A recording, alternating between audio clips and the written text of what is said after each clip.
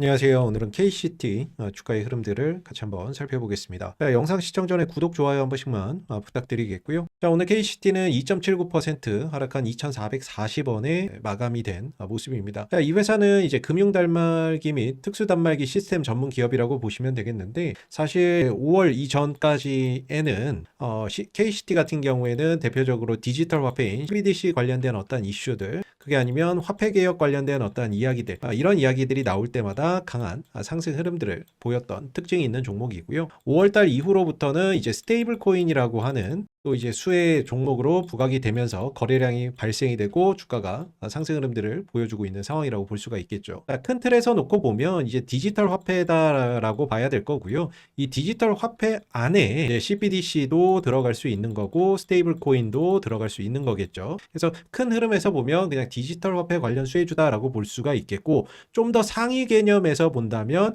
이 CBDC도 그렇고 스테이블 코인도 그렇고 하나의 어떤 화폐 개혁이라고도 볼 수 있는 부분들이거든요. 그래서 큰 틀에서 본다면은 CBDC 관련 이슈든 스테이블 코인 관련 이슈든 디지털 화폐의 일종이고, 이 디지털 화폐는 크게 보면 어떤 화폐 개혁의 일환이기 때문에 전반적으로 어떤 화폐 개혁 관련된 이슈들, CBDC 관련 이슈들, 스테이블 코인 이슈들, 이런 이야기 속에서 KCT의 주가가 움직임을 보이는 특징이 있죠. 다만 이제 스테이블 코인 관련 테마라고 하는 거, 이런 것들은 기존에는 존재하지 않았었던 재료이거든요.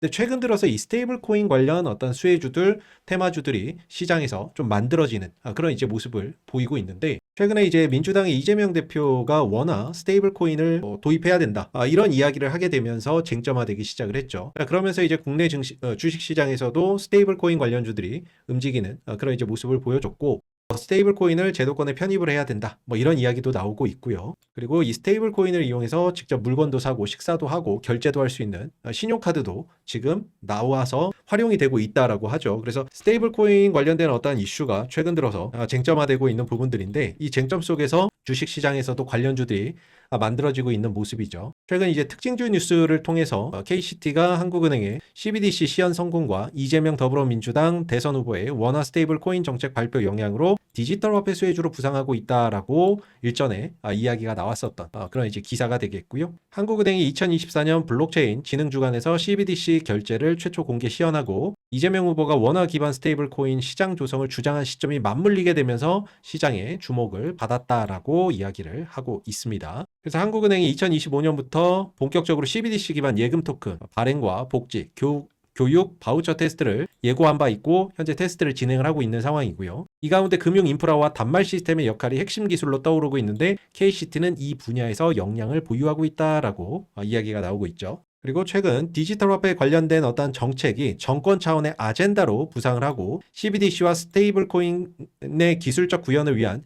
인프라 수요도 급증할 것으로 예상이 되면서 KCT는 단말기 및 디지털 결제 기술을 갖춘 수혜주로 부각이 되고 있다라고 이야기를 하고 있습니다. 그래서 CBDC 관련 수혜주이자 스테이블 코인 관련 수혜주로 KCT가 부각이 되고 있다, 이렇게 좀 정리를 해볼 수가 있겠죠. 자, 최근 들어서 이제 조금 시세적인 관점에서 본다고 한다면, 이 스테이블 코인 관련된 어떤 이슈 속에서 가장 강하게 상승했었던 종목은 한국 정보 인증이 상대적으로 이제 시세적인 측면에서는 최근에 가장 강하게 상승을 하게 되면서 약간의 어떤 대장주 성격을 좀 띠고 있는 모습인데, KCT도 저 이슈가 나왔을 때 바로 이날이죠. 지난 5월 9일 금요일 날 이 뉴스가 나왔을 때 상한가까지 찍었던 그런 이제 모습을 보였던 부분들이 있기 때문에, 다소 지금은 좀 2등주의 역할이지만, 한국정보 인증에 밀려서 좀 2등주의 역할을 보여주고 있지만, 언제든지 대장주로서 다시금 우뚝 설 수 있는 힘과 가능성은 존재한다라고 볼 수가 있을 것 같습니다. 그래서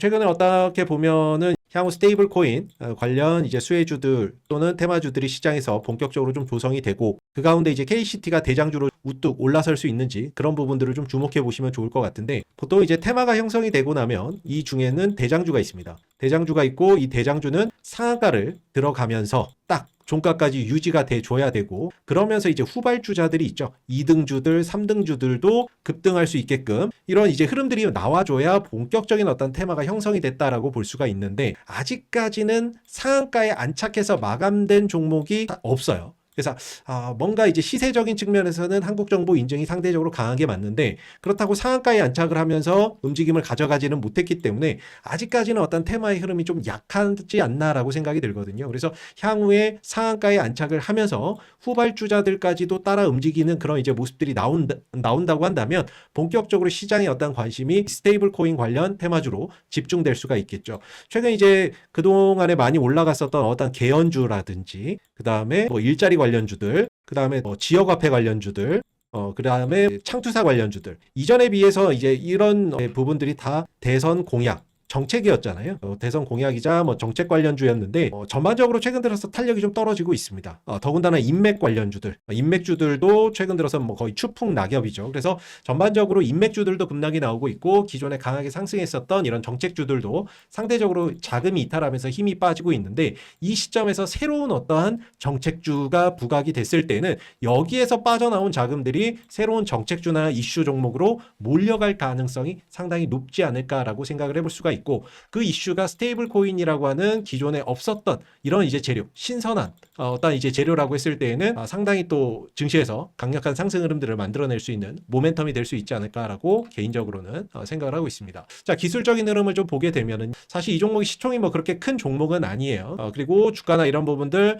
전체적으로 봤을 때 주봉상 이제 주가나 이런 부분들이 한때 11,000원대까지 올라갔었던 종목인데 그동안에 오랜 기간 가격 조정을 받았던 그런 상황입니다. 그래서 어떻게 보면 이런 이제 하락 추세를 그려가고 있었던 종목인데 작년부터 2024년부터는 이 하락 추세에서 벗어나서 현재는 좀 기간 조정에 들어가 있는 모습이죠. 이전에는 가격 조정이 있었고 현재는 기간 조정 흐름 속에서 옆으로 기어가고 있는 그런 이제 모습을 보여주고 있는데 최근 들어서 이제 거래량이나 이런 부분들이 조금씩 생성이 되면서 점진적으로 역배열 흐름들을 정배열로 돌리려고 하는 배열 어떤 전환을 모색하고 있는 그런 이제 모습을 현재 보여주고 있죠. 자, 배열 전환이 완벽하게 일어나기 위해서는 추가적인 어떤 상승이 반드시 나와줘야 어떤 이 역배열 흐름들이 정배열로 돌아서는 모습들이 될 텐데 일본 흐름에서 보면 아직까지는 좀 더 추가적인 상승이 더 나와줘야 배열 전환이 완벽하게 이루어진다라고 보고 있고요. 현재 그동안의 어떤 KCT의 주가의 추세는 아래로는 2,000원, 위로는 한 2,600원대 사이 이 안에서의 어떤 하나의 박스권 흐름들을 계속해서 그려줬던 모습이죠. 보통 이제 박스권은 이런 이제 고점으로 잡는 것이 아니라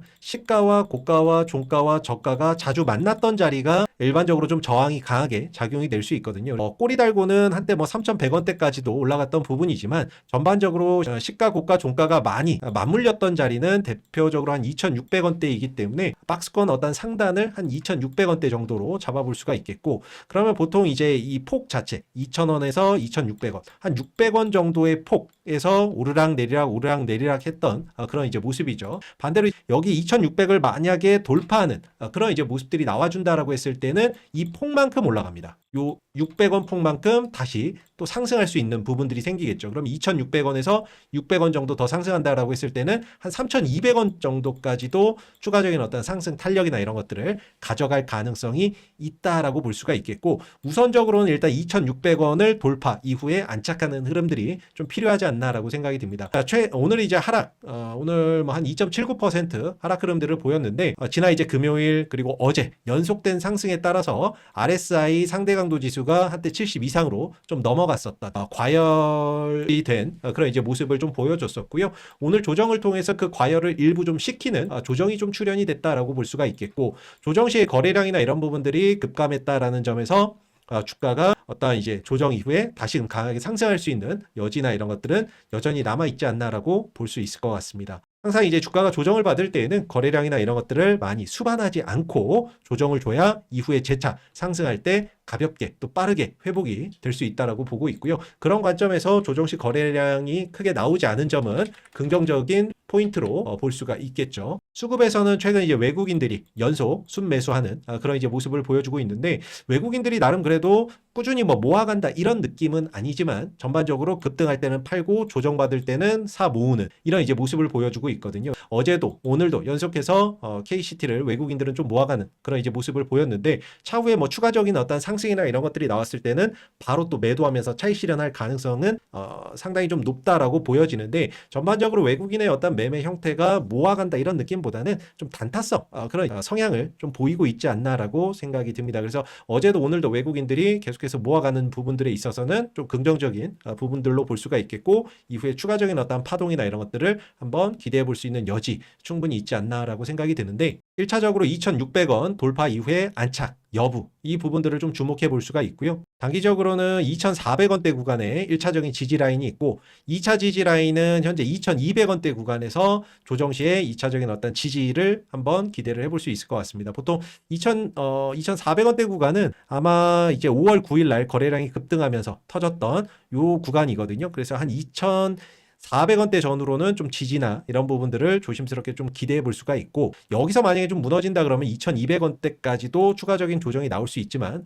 다만 이 종목이 이때 당시에 상한가도 갈 정도로 강한 어떤 시세 흐름들을 보여줬다라는 점에서 추가적인 어떤 조정폭은 좀 제한적이지 않겠나라고 생각이 들고, 만약에 추가적인 어떤 조정이 더 일어난다라고 한다면 대장주 자리를 다른 종목에게 빼앗길 가능성도 존재한다라고 볼 수가 있겠죠. 그래서 대장주의 흐름을 유지하기 위해서는 2,400원대 위에서 좀 돌려나가는 흐름들이 필요할 것 같고, 추가적인 조정 시에는 대장주 자리를 다른 종목에 좀 넘겨줄 수 있다는 점도 그런 부분들도 참고해 보시면 좋을 것 같습니다. 그래서 1차적으로 2,600원대 위로 올라서는 모습들이 나와준다면 이후에는 3,200원대까지도 상승폭을 좀 확장할 수 있는 여지가 있다라고 보고 있고요. 이 폭 2,600원에서 2,000원 사이에서의 박스권이었기 때문에 이 박스권 상단을 돌파해서 올라갈 경우에는 이 폭만큼 상승을 한다, 즉 600원만큼 더 상승을 한다라고 했을 때는 3,200원대까지도 상승폭을 확장할 수 있는 가능성이 있다라고 볼 수가 있겠죠. 그래서 이런 부분들 참고해서 보시면 좋을 것 같고요. 향후에 이제 스테이블 코인 관련 어떤 테마나 이런 부분들이 좀 더 시장에서 부각되면서 관련주 쪽으로 수급이 집중되는 그런 부분들 한번 잘 살펴보시면 좋을 것 같습니다. 자, 그리고 저희가 제도권 투자 자문사인 이번에 보넥스트 투자 자문과 제휴를 맺으면서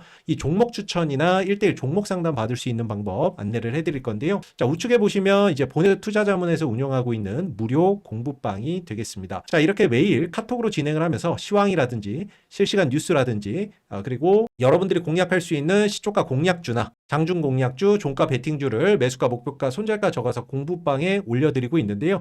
이런 식으로 이제 장중 추천주, 종목명, 매수가, 목표가, 손절가 다 적어서 올려드리고 있죠. 그래서 이런 부분들 참고해서 여러분들 매매하시는데 도움 받아보실 수 있고요. 또 투자하시는데 이제 시장 트렌드가 계속해서 변하고 바뀌죠. 그래서 시장에서 어떤 도움이 될 만한 어떤 이슈들, 또 거기에 따른 수혜주들은 어떤 것들이 있는지 정리해서도 실시간으로 이렇게 올려드리고 있습니다. 그래서 소통이 가능한 무료 이제 카톡방이고요. 누구나 입장이 가능한데요. 입장하시는 방법은 우측 상단에 나와 있는 010-2230-1350으로 숫자 7번 적어서 문자로 보내주시면 이 보내주신 번호로 링크를 하나 보내드릴 겁니다. 그러면 그 링크 누르고 들어오셔서 시황이나 무료 종목들 편안하게 받아보시면 되고요. 그리고 보넥스트 투자자문은 금융감독원하고 금융위원회에 정식으로 허가받은 투자자문사이기 때문에 여러분들이 보유하신 종목 중에서 물려서 고민되는 종목이 있거나 그런 종목들에 대한 1대1 종목 상담도 가능합니다.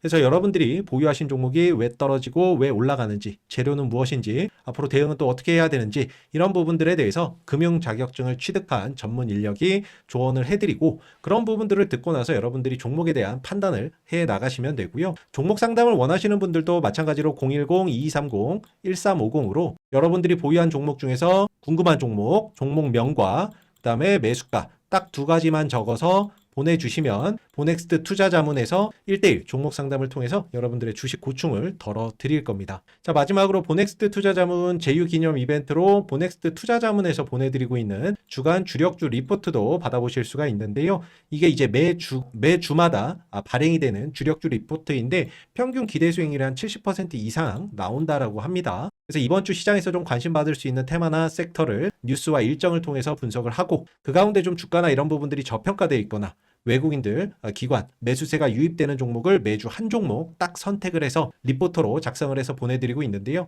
이 종목이 가지고 있는 어떤 재료라든지 그다음에 기본적, 기술적 분석을 통해서 기업의 적정 가치, 그리고 중장기적인 어떤 목표가, 이런 부분들까지 다 산출해서 적어서 보내드리고 있는 주력주 리포트인데, 이 주력주 리포트 받으시는 방법도 동일합니다. 010-2230-1350으로 주력주라고 문자를 발송을 해주시면 여러분들이 매주 무료로 이 주력주 리포터도 함께 받아보실 수 있습니다.